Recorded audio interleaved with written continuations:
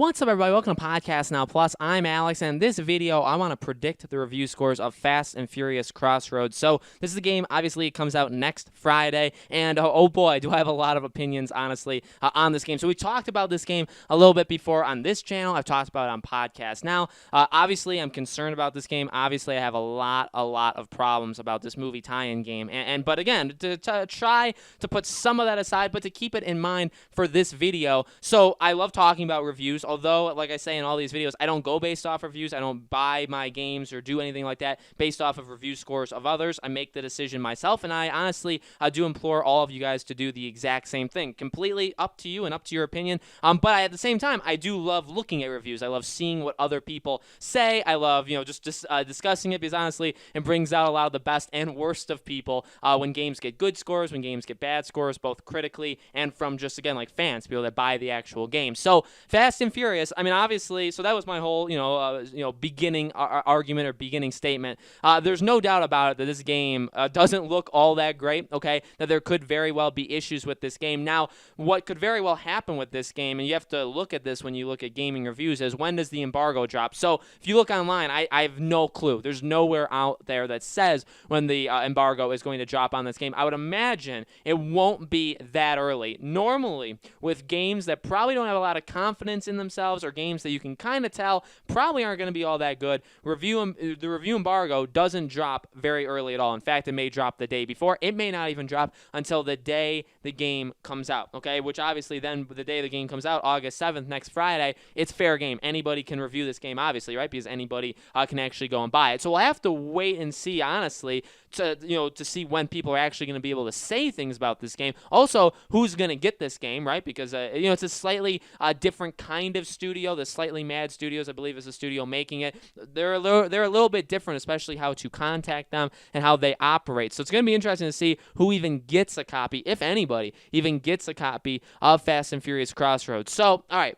Let's predict this. Now, I kind of wanted to dance around it because, honestly, the answer to this question could be very easy. I feel like there's only two ways this thing can go. I don't honestly feel like, because I can try to be as optimistic as humanly possible, right? You know me as an optimistic guy, but I really don't see a world where this game gets like an 8, 9, or 10, okay? Or even maybe even like a high 7. I just do not see how that's humanly possible, besides sites that either are kissing up to them or are paid off or some other, or maybe they love like me, because I love Fast and Furious to death, okay? Maybe they love it so much that they're willing to do anything for this franchise, which includes give this game a good score, okay? So we got to be on the lookout for that. But honestly, I feel like it only comes down to two things. One, this game is going to be one of the worst games that's come out on this console generation, okay? Like a 1, 2, 3, 3.5, 4 kind of thing on and not even just Metacritic, just even like what users are saying about it.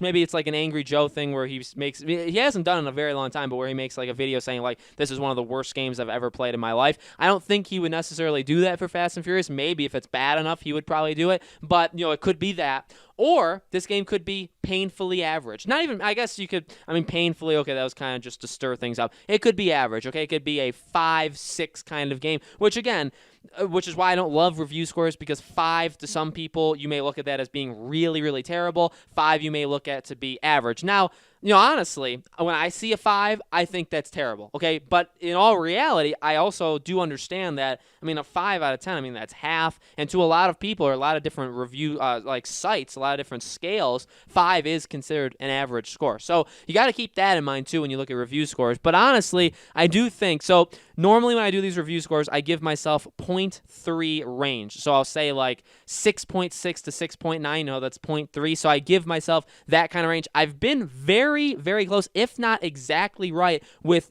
I've done 3 games so far. I've done The Last of Us Part 2, Ghost of Tsushima, and Destroy All Humans. I believe those are the only 3 games I've done this. I want to do this with a lot of other games, a lot of movies when they start coming out. So let me try this for Fast and Furious Crossroads. I'm going to say this game is going to get a 4.1 to 4.4. I feel like that is where it's going to lie, somewhere in that range. I feel like it's not going to be god-awful, which to me is like a 1 or 2. I hope it doesn't end up on an Angry Joe episode, right, of saying how it's one of the worst games ever. Because in all honesty, it is fun to point and laugh and say, like, why in God's name are you making a game like that? It could also get frustrating, by the way, to think that, and that is how I think, like, why did you have to do this? But at the same time, okay, the gameplay, how it looks, the voice acting, that kind of stuff, it may be able to hold up. And when I say hold up, I mean it may be able to hold it out of getting a 1, 2, or 3, okay? It could get it into that 4 to 6 territory. Now, how long the game is, stuff like that, that will obviously,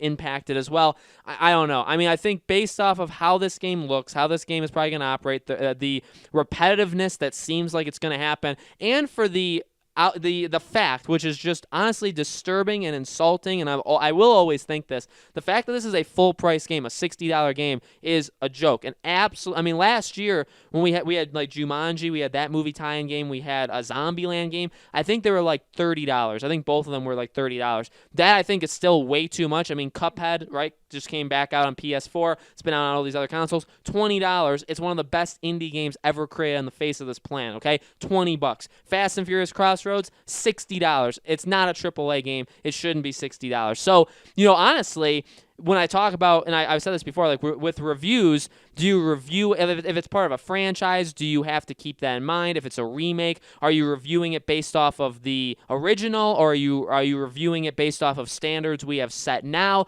For a game like this, it's a $60 game. I do think, and I will stand with this, price should impact, if anything should impact a review or what you think about the game, I do think price. Now, maybe that's an opinion that you don't agree with, and I think that's totally fine. It's totally cool. Because again, I also think, like, if it's a remade game, you should compare it to the original game. You shouldn't really compare it as much to games that are currently out. Now, again, you may not agree with that either, but again, for like this specific example, okay, Fast and Furious, it's a movie tie-in game. It's not a AAA game. It's a low budget, cheap, it's a cash, right? They're trying to get a quick cash for this game, trying to fool people that we're going to see the movie, that now obviously the movie doesn't come out until April. All of these different factors, but it's not a $60 game. I mean, come on. So honestly, when you review it, if it's repetitive, if it's like a 4-hour game, if it's terrible, and then on top of that, it's $60, it'd be different if it was $20. I honestly do believe that. If the game was $20 and it was repetitive and it took you 5 hours to beat it and it was bad,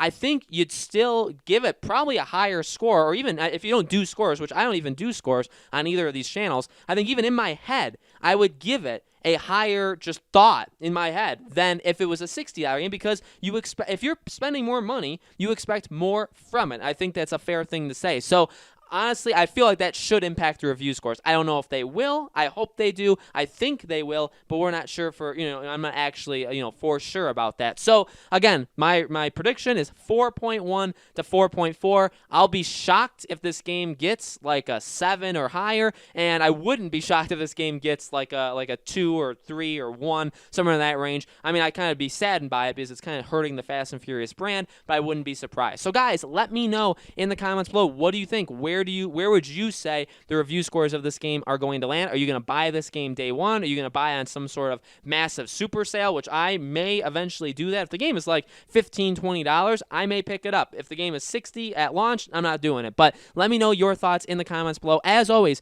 make sure you guys are subscribed to this YouTube channel. Hit the bell icon so you guys know when all these videos go up. And I do a new video on this channel every single day, and so I hope to see you guys on tomorrow's video.